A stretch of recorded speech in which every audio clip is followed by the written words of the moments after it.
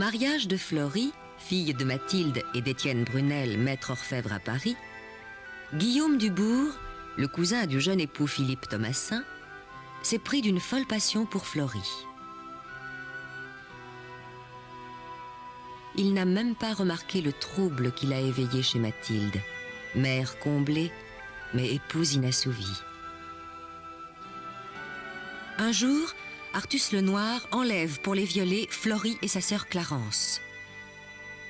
Guillaume intervient et, au terme d'un rude combat, arrache Florie à ses ravisseurs. Il perd alors la tête et étreint la jeune femme. Florie se sent brûler d'un feu jusqu'alors inconnu. Clarence, que n'a pu sauver Guillaume, est ramenée chez ses parents à demi morte. Mathilde, folle de douleur, réclame justice au roi, qui promet de châtier Artus Lenoir. Mais ce dernier demeure introuvable. Jusqu'au jour où Arnaud, le fils aîné des Brunel, découvre qu'il s'est réfugié chez Gertrude, une lointaine cousine. Il le blesse à mort, croit-il, mais quand les gardes arrivent, Artus Lenoir a disparu. Guillaume s'acharne toujours à conquérir Florie, qui lui résiste d'autant plus qu'elle attend un enfant de Philippe. Tous les matins, je vais criant échaudé, gâteau, pâté chaud. Assez magnifique une amende. Bonne femme, où êtes-vous? Amendez-vous. Dame Mathilde, je trouve ce modèle vraiment ravissant. Est-ce vous qui l'avez dessiné? Non, c'est mon fils, Bertrand. Eh bien, je vous félicite. Merci. Nous vous copierons le modèle dans tous ses détails. Dieu vous garde. Dieu vous garde.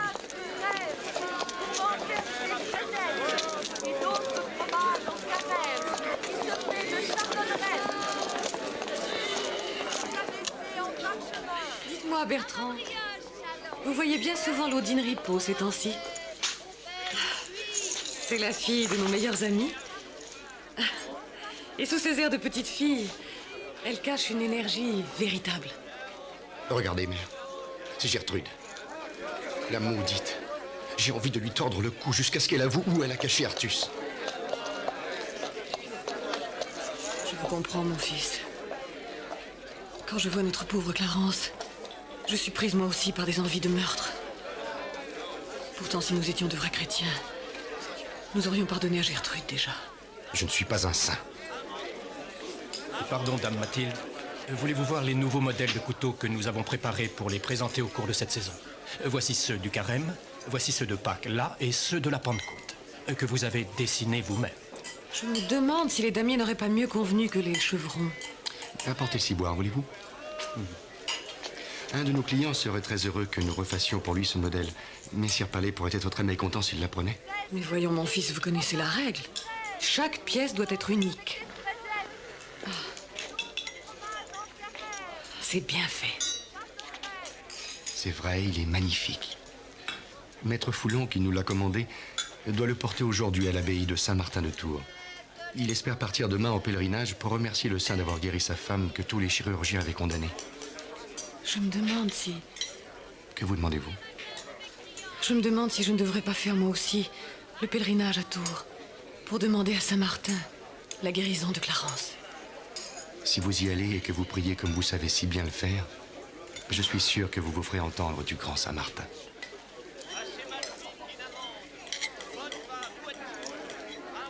Oui. Oui.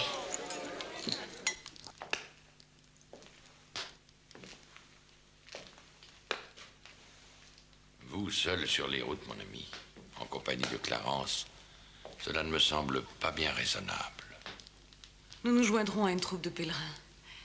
Ne vous inquiétez pas, mon ami. Votre ami Rudebeuf veut vous parler. C'est très urgent.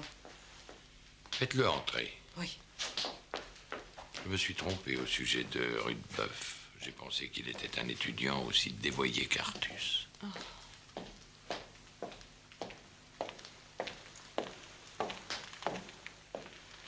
Je l'ai retrouvé. Où ça? Je l'ai vu entrer dans la maison des champs de Gertrude. Oh. Il faut faire prévenir immédiatement les sergents du roi. Allons-y nous-mêmes. Oh, je vous en prie, soyez prudents. Rassurez-vous, mamie. Vos fils et leur ami sont forts et courageux. Partons tout de suite, il ne faut pas qu'il nous échappe cette fois-ci. Passons prendre Philippe, il voudra sûrement se joindre à nous. Je vais avec vous. Je vous attendrai chez Florie, comme ça nous nous donnerons du courage l'une à l'autre.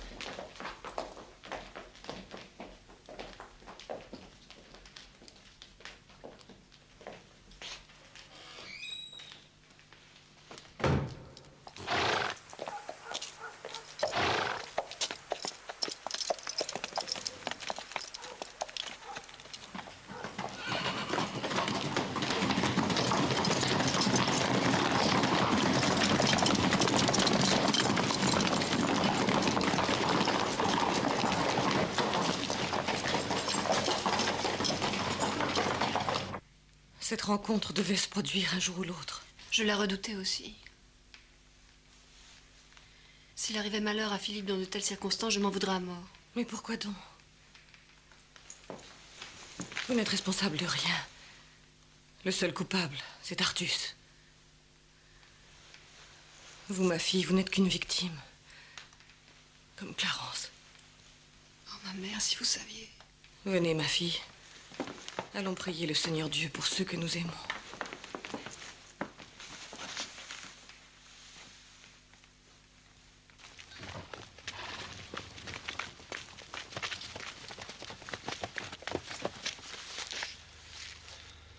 C'est bizarre. On dirait qu'il n'y a personne.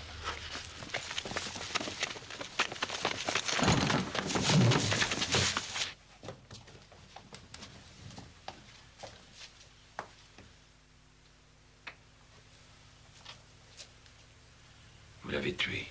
Oui. Je l'ai tué.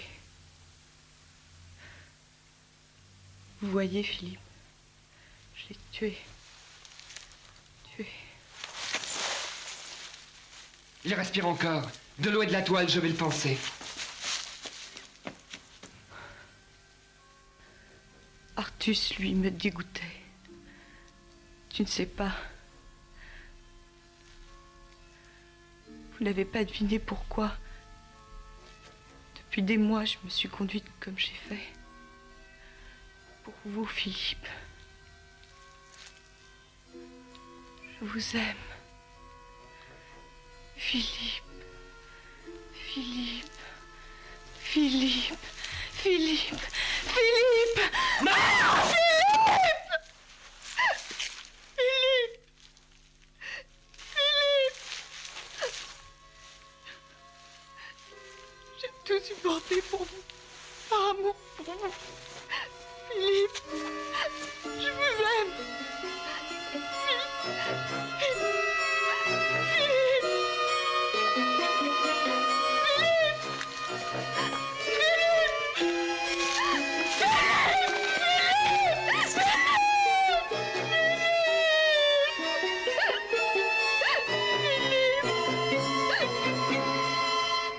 Gertrude était folle. C'est incroyable. Mais c'est vrai.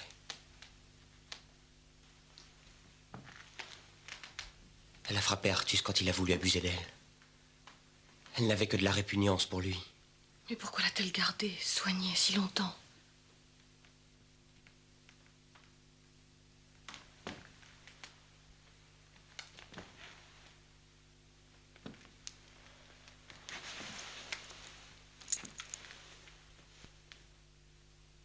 Par haine de vous, ma douce.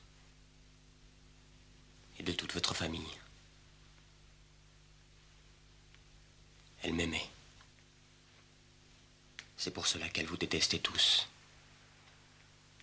Ça n'a pas l'air de vous émouvoir beaucoup, ma fille. Elle poussait Artus à vous enlever, à vous souiller. Elle avait tout prévu pour que vous subissiez le même sort que Clarence. Elle était persuadée qu'alors, vous m'auriez fait horreur, et qu'après vous avoir rejeté, j'aurais pu lui appartenir. C'est monstrueux. L'amour. Gertrude ne peut pas comprendre. Mais si un tel malheur vous était arrivé, ma douce, mon aimée, alors je serais resté à vos côtés.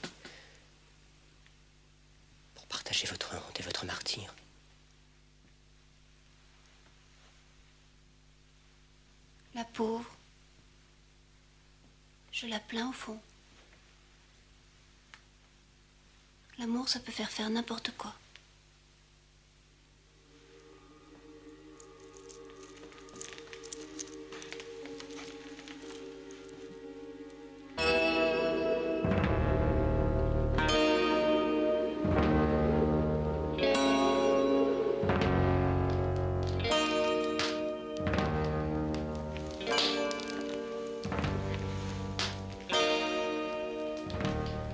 Nous sommes arrivés à nos fins, mamie. Justice est faite. Je viens de voir le corps sans vie d'Artus. Je sais bien que cela ne rendra pas à notre fille tout ce qu'elle a perdu. Mais du moins, est-elle vengée? Si vous le permettez, Étienne, j'ai l'intention de partir très vite pour Tours. Demander à Saint-Martin la guérison de Clarence. Et l'implorer pour notre salut à tous. Que le ciel vous entende, mon ami. Mais que le ciel vous entende.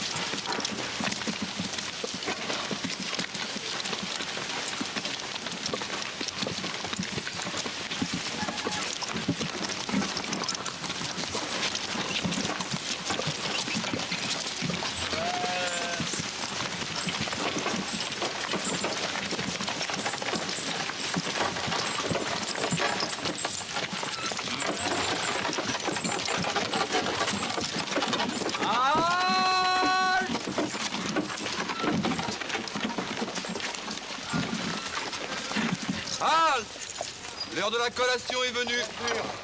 Vous pouvez pas demander à Saint-Martin de vous rendre votre jeunesse. Mais je suis sûr, dame Gertrude, que bientôt vous trotterez comme un lapin. Je n'en demande pas tant.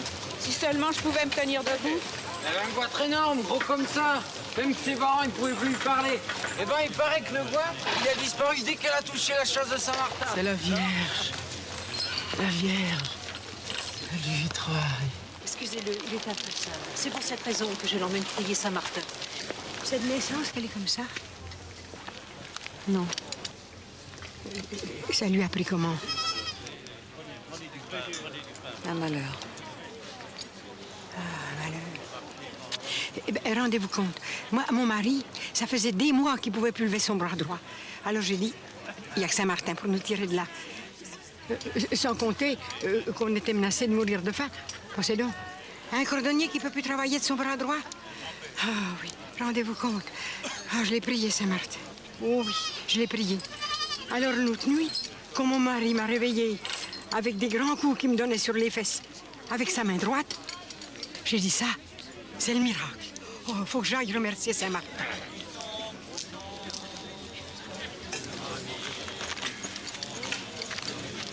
Oh, mais vous n'avez pas honte? Saint-Martin a partagé son manteau. Moi, je veux seulement partager votre couche.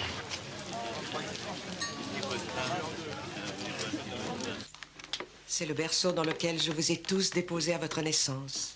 Arnaud, vous, Bertrand, Clarence, Jeanne, Marie. Sans compter tous les autres enfants rappelés auprès de notre Seigneur. Oh, c'est votre père lui-même, en personne, qui a été chez Guillaume Dubourg acheter cette couverture de fourrure épaisse et bien douillette, afin que votre bébé ait chaud quand il sera là. Laisse-moi, Tiberge.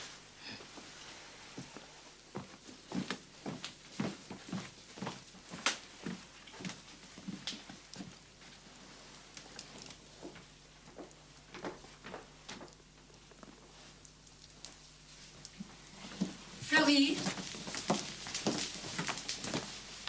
Florie. Ma petite Florie. Vous souffrez? Oh, ma tante. Vous qui connaissez le secret des simples. Est-ce que vous ne fabriqueriez pas un remède contre le mal d'amour? C'est pour une amie. Vous avez trop lu Tristan et Iseut, ma nièce. Les filtres d'amour et de désamour n'existent que dans les romans. Mais que va-t-elle faire, là? Contre le mal d'amour, il n'existe que deux remèdes efficaces. Le courage et l'oubli de soi. Mais vous êtes sans doute trop jeune pour comprendre. Florie, ma petite Florie. Je vous sens tourmentée. Pourquoi ne pas vous confier à moi? Je suis une femme aussi. J'ai connu le bonheur, le malheur, la crainte, puis l'espérance. J'ai aimé votre oncle Girard.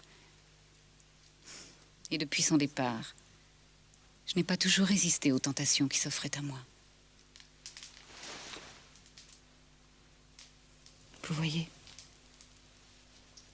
je peux tout comprendre.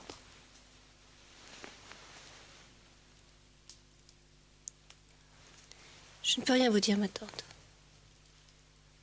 Pas maintenant. Quand vous voudrez, ma nièce. Je serai toujours là pour vous.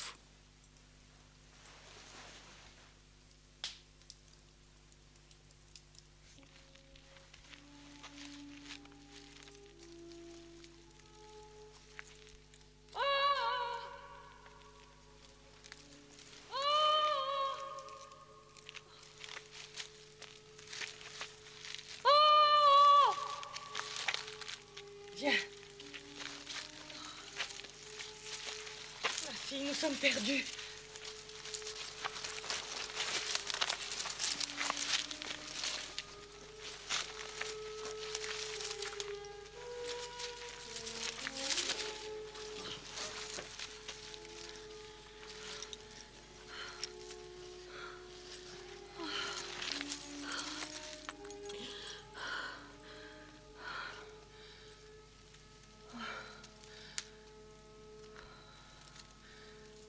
Salut à vous, Sainte-Nam, Mère de Dieu. Salut à vous qui êtes son tabernacle. Salut à vous qui êtes son vêtement. Salut à vous qui êtes sa maison. Salut à vous qui êtes sa servante. Salut à vous, sa mère. Ô Dieu, qui avait fait partir Abraham de son pays, qui avait gardé sain et sauf à travers tous ses voyages, protégez vos enfants. Accordez-nous votre protection. Soyez un manteau contre le froid et la pluie. Soutenez-nous dans nos dangers. Allégez notre marche. Soyez le bâton qui évite la chute et les ports qui recueillent les naufragés. Guidez-nous pour que nous atteignions à notre but avec certitude. Que nous revenions à la maison, saines et sauves. Oh, Seigneur, Seigneur, ayez pitié de nous. Protégez-nous durant que nous cheminons vers la chasse de Messire Saint-Martin. Ayez pitié de nous.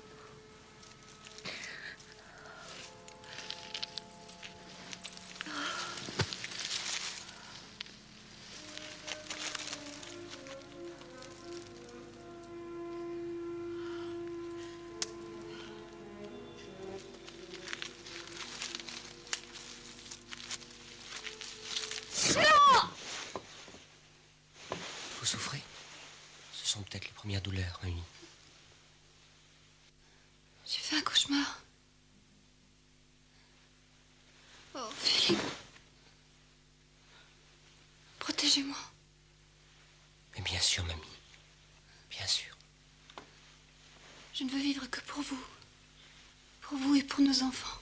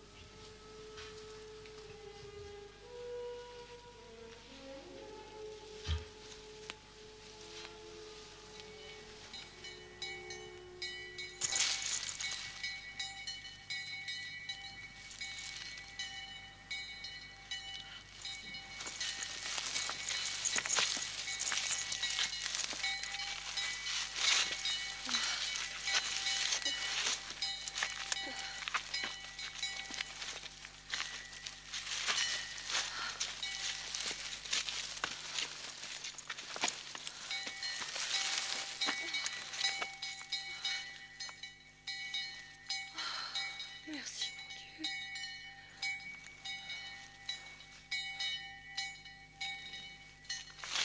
Viens.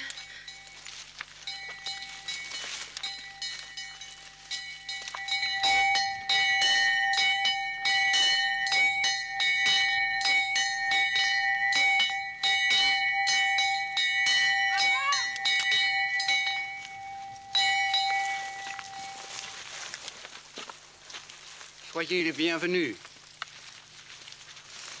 Où sommes-nous?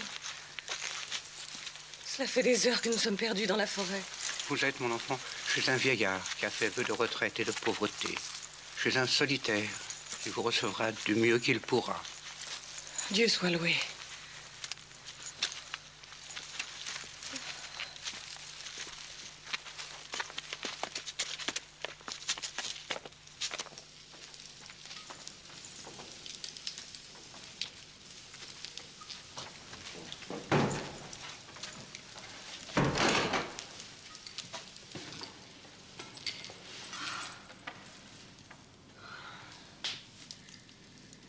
De la soupe de carottes, du pain et du lait. Je n'en espérais pas tant. Et tout ce que je vais vous offrir. Quand nous étions perdus dans la forêt.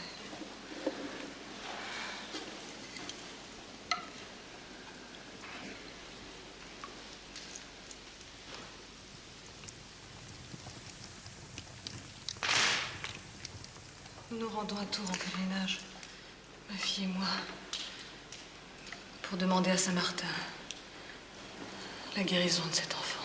Ce qui compte dans un pèlerinage, c'est moins la requête présentée que la foi et l'esprit de sacrifice.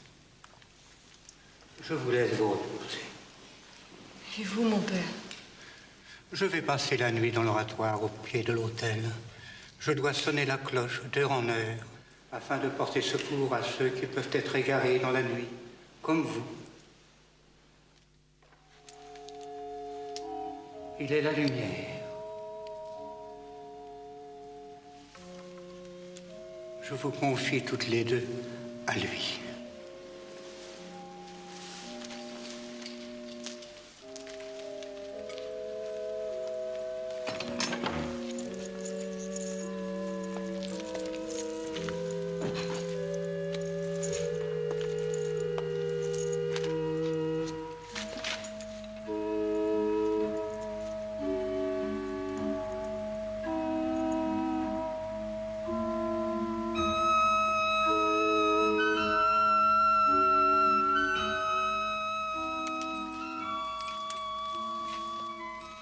Ne quittez jamais ce chemin.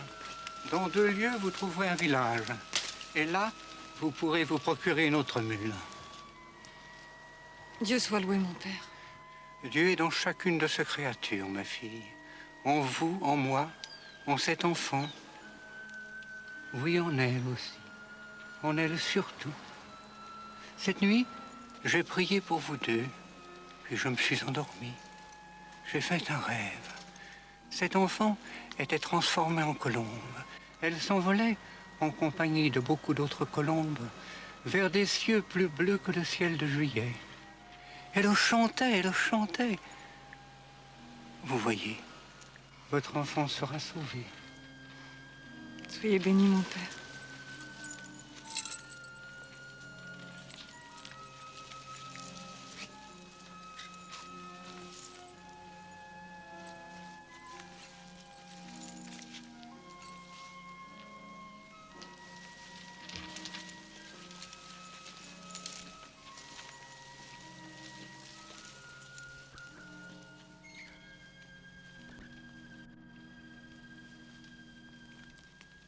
Veni Creator Spiritus, Menes Tuorum Visita, Ibe Supera Gracia, Vetum Creas Ibe Cora, Qui Senis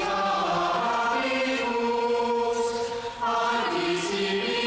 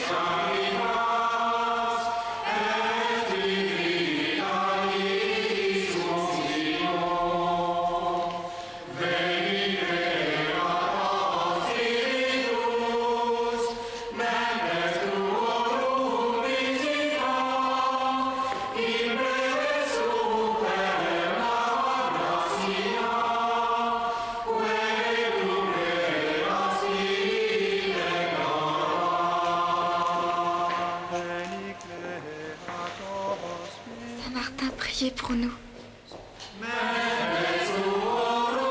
Deo gratias.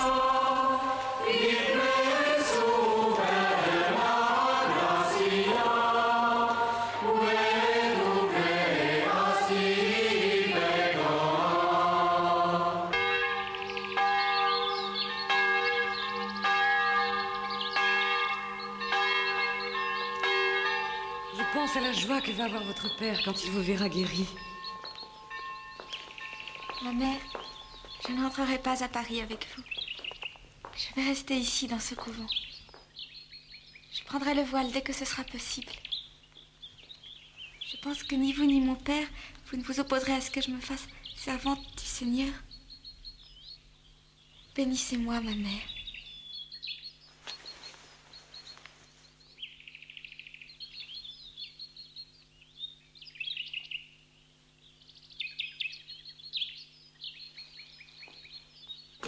Partir avec le sire le roi à délivrer le tombeau du Christ. Il n'y a pas plus grand désir et nous partirons tout de suite. Mais comment faire quand on n'a pas d'argent pour s'armer? Engagez-vous dans l'armée du duc d'Anjou, voyons. Il cherche des hommes valeureux. Où avez-vous trouvé cette magnifique épée en acier de Tolède? Chez Maître Thibault, rue de la Ferronnerie. Ce Aubert est digne de Roland. Ah non! J'ai un fils! Un fils! Félicitations, mon cher Philippe. Bertrand! J'ai un fils! Un fils! Ah, tu as de la chance, je t'envie. Oui, je t'envie.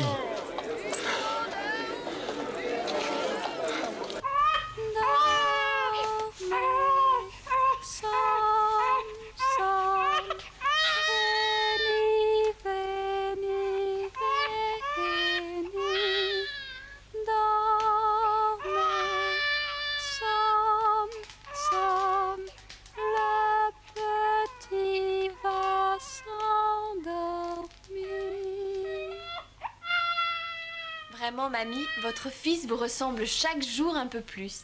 Oui, mais reconnaissez qu'il a les yeux de Philippe. Il est ma joie et mon espoir. Votre mari n'est-il pas une joie suffisante pour vous? Si, bien sûr. Mais ce n'est pas la même chose. Laissons-le. Il va s'endormir. Ce que je veux dire, c'est que Gaultier occupe tout mon temps. Tenez, depuis hier, Philippe est parti rejoindre la cour de la reine pour plusieurs semaines. Je n'ai pas eu une minute pour penser à lui. Si j'ai bien compris, vous ne composez que des berceux ces temps-ci. C'est vrai, j'en ai déjà écrit plusieurs. Ma chère Fleury, vous donneriez envie d'être mère, même à un bloc de granit.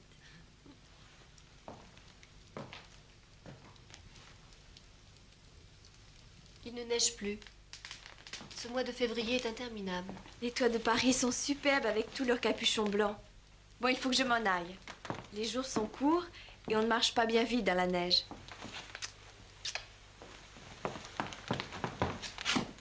Dieu vous garde. Au revoir.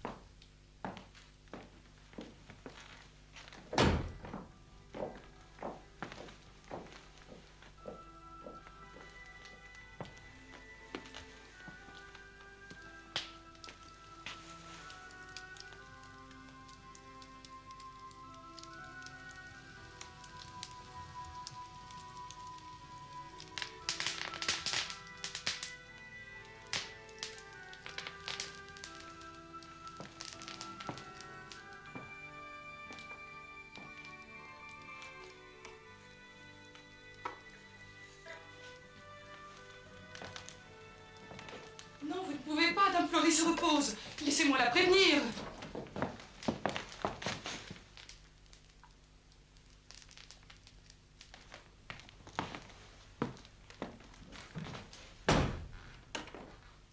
Bonsoir, cousine.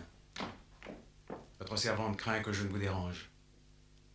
J'espère qu'il n'en est rien. Je ne vous attendais pas, cousin. Vous composiez? Oui, pour mon fils.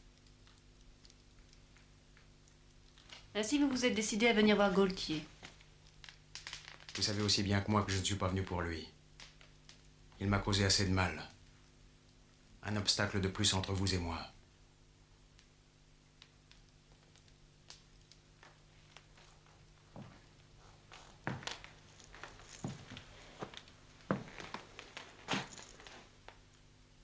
En apparence, du moins. Non, Guillaume. Un obstacle bien réel.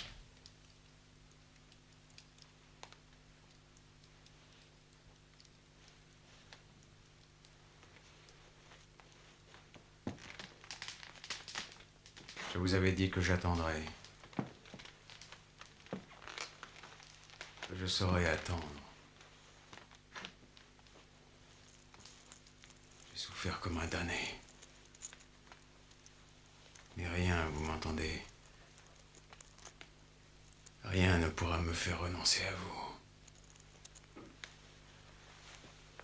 Toute votre passion consiste-t-elle à m'entraîner avec vous vers le feu éternel?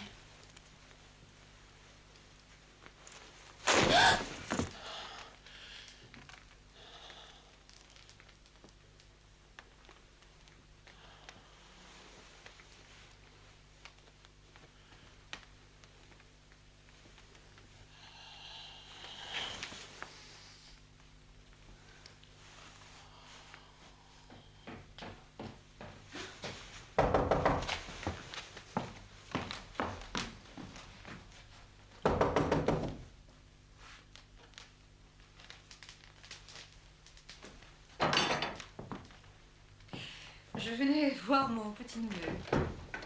Je ne vous dérange pas, j'espère. Pas du tout, ma tante.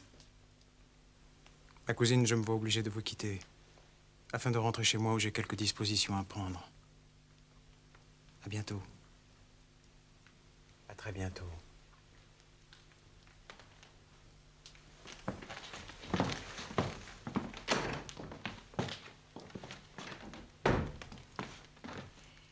Il y a quelque chose en ce garçon qui me glace.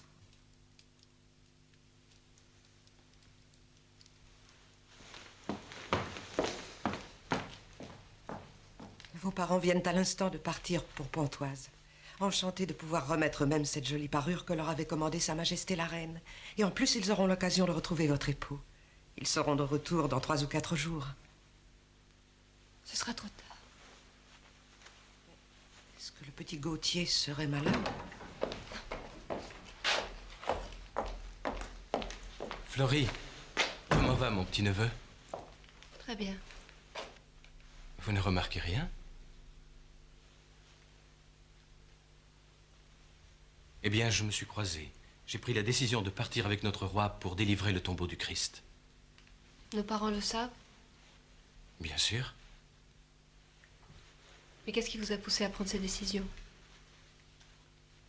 Je crois que la mort d'Artus m'a atteint plus que je ne supposais. C'était mon ami. Jamais je n'aurais pu imaginer cela de lui. À travers lui, j'ai découvert le visage du mal et je veux désormais le combattre. Je dois vous quitter, mon frère. Au revoir.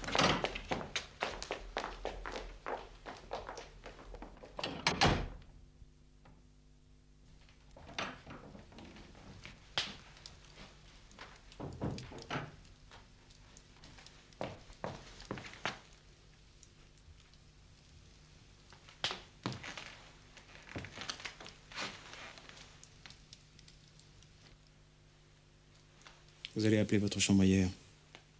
Vous lui direz que vous êtes souffrante et que vous ne voulez pas être dérangée jusqu'à demain matin. Moi, je me cacherai derrière cette tenture avec votre enfant. Si vous refusez, je pars avec lui. Et vous ne le reverrez jamais. Ou je l'étrangle sur place.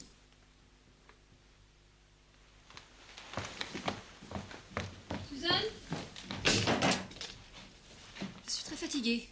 Je ne veux être dérangée à aucun prix. Tu peux disposer.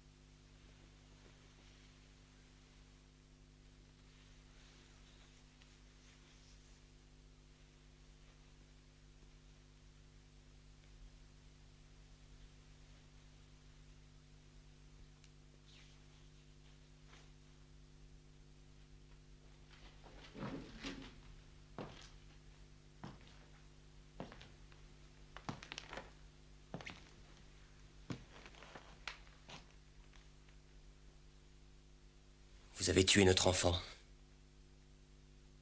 Je ne veux plus vous revoir. Jamais.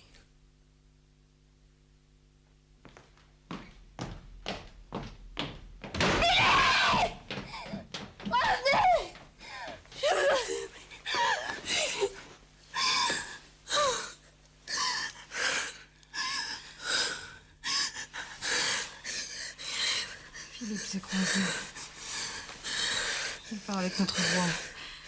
Délivrer le tombeau du Christ. Oh, ma fille, comment avez-vous pu?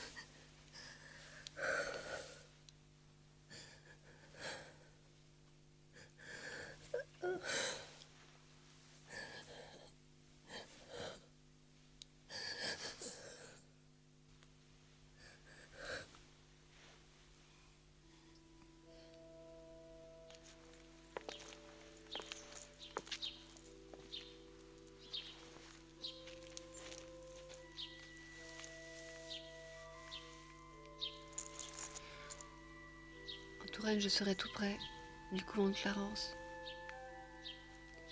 Elle seule peut m'aider à retrouver un peu de paix. Et puis il paraît qu'il y a un orphelinat, pas très loin de la maison qu'on m'a trouvée. Je pourrais m'y occuper des enfants abandonnés. Ma fille. Ma pauvre fille. Mon Dieu, pourquoi tout ce gâchis? J'aimerais faire mes adieux à mon père, pensez-vous qu'il... Non. Il n'acceptera pas de vous revoir, j'en suis sûre. Vous l'avez blessé. Blessé à mort.